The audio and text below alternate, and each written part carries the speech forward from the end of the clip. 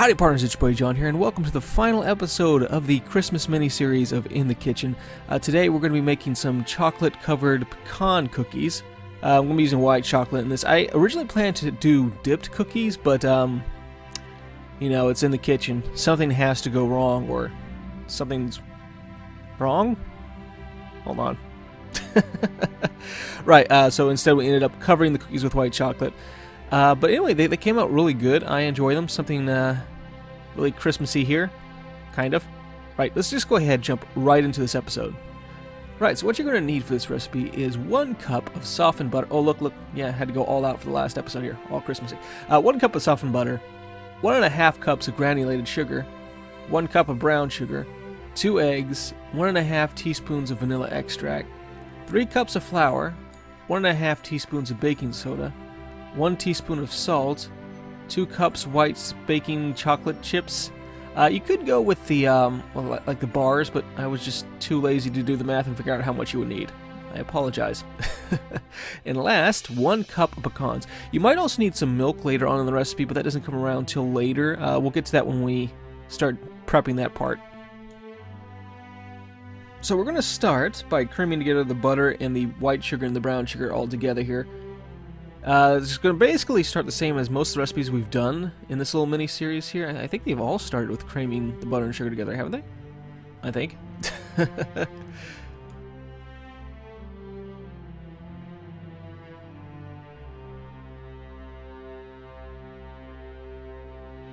After you've added them all together, we're going to blend them until they have a nice fluffy consistency. So it's going to take a few minutes.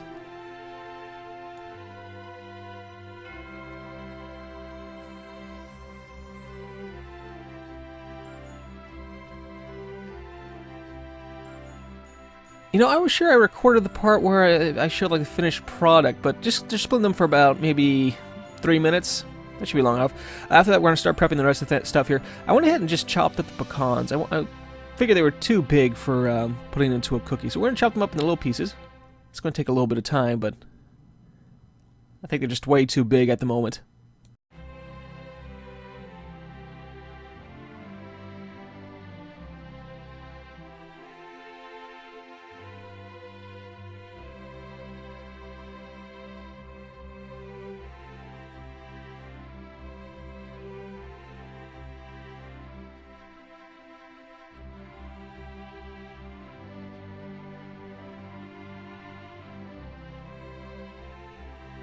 Next step is to add in the eggs and vanilla.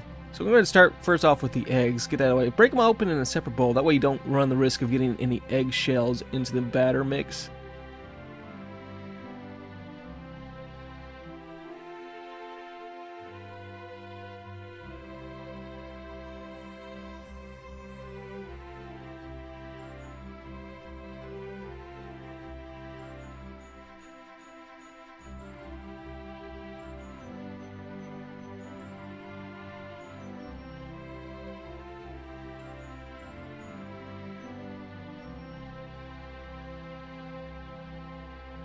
After you've added the eggs and vanilla, you're going to want to beat the mixture really well. That's going to take a couple of minutes, so just get that going here.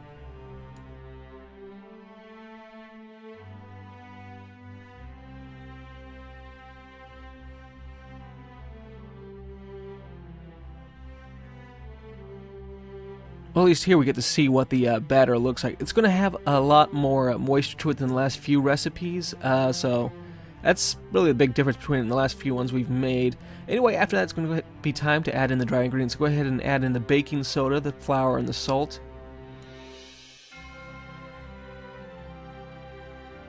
Now would be a good time to start preheating the oven. So you're going to go ahead and set that at 350 degrees Fahrenheit or 177 Celsius. I'm pretty sure. Again, not too good with math.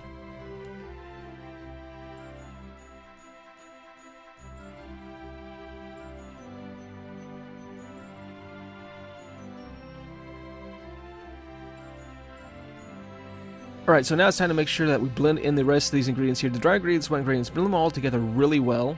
It's going to get pretty thick mix here, so it could take a little bit to do.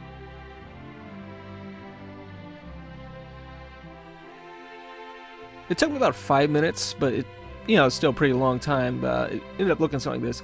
Anyway, we're going to go ahead and dump in the pecans into the batter now and go ahead and get that mixed in as well.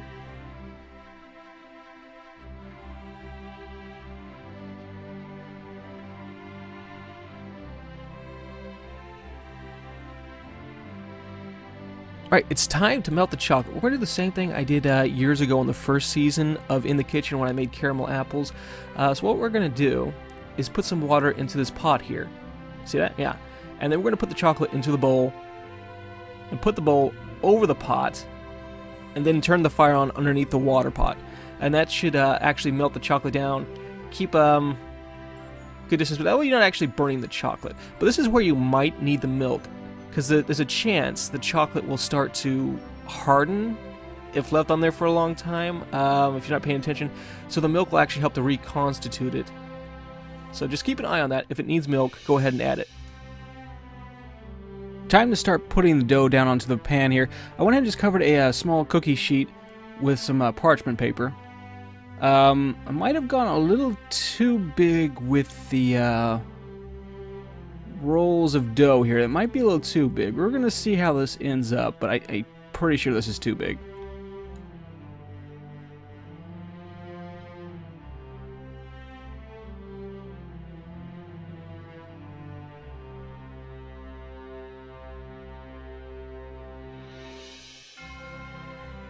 Alright, into the oven they go. This is going to take about 15 minutes, so just keep an eye on them. I'd say 15 minutes is probably the best amount of time to keep them in for. But keep an eye on them. You don't want them to burn, so if the edges start to turn brown, you can go ahead and take them out then.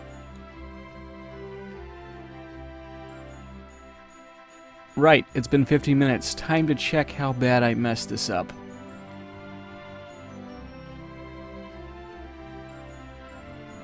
Okay, I was right. Too big.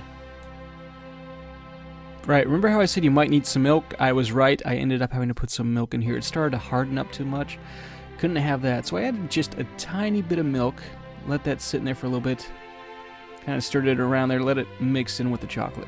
But anyway, we're going to go ahead now. Instead of dipping the chocolate cookies into the chocolate like I'd originally planned, we're actually going to put a little bit of a covering on there with a butter knife. I originally wanted to do dipped cookies, like I said at the beginning, but I don't think I had enough chocolate, so this is going to have to work. Right, this is the final product. Not the prettiest cookie I've ever made, but they came out tasting really good. The vanilla gave a really good flavor to it. The pecans actually gave a really good crunch. I really like that, and the white chocolate was really good as well. But anyway, I'm going to go ahead and end this here, partners. This is going to be the end of the Christmas mini-series of In the Kitchen. Hope you guys enjoyed. Very, very Merry Christmas to you guys. Thank you so much for watching. I hope you guys have a great day. Spend with friends and family. I'm actually going to be back, hopefully, by the start of next year. Sometime in January. Well, that is start of next year.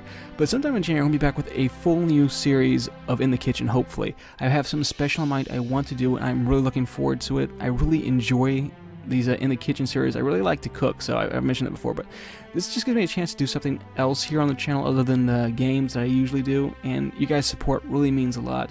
But anyway, I want to go ahead and end this here. Thank you, partners, so much for watching. If you enjoyed, feel free to click the like and subscribe. Very much appreciated. It really helps me out. Don't forget down below if you're interested in donating to St. Jude's Children's Hospital. Link to the donation site is down there as well. Merry Christmas, and I will see you, partners, next time. Bye-bye.